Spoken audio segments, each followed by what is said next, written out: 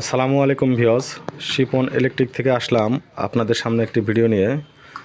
Video থাম্বনেলটা দেখেই বুঝতে পেরেছেন যে আসলেও আপনাদের সাথে আজকে কী বিষয় নিয়ে আলোচনা করব। আমরা ম্যাগনেট চার্জার মেশিনের যেটা ক্যাপাসিটার চার্জ হবে ওই চার্জারের আমরা কয়েল বাধাই করব। তার আগে আমরা ভালো করে পানিশ আমরা কুড়ে খায় নিচ্ছি কাপড় পিছিয়ে। দিমামা কী পরিমাণে বানিশ দিয়েছে একটু দেখাও।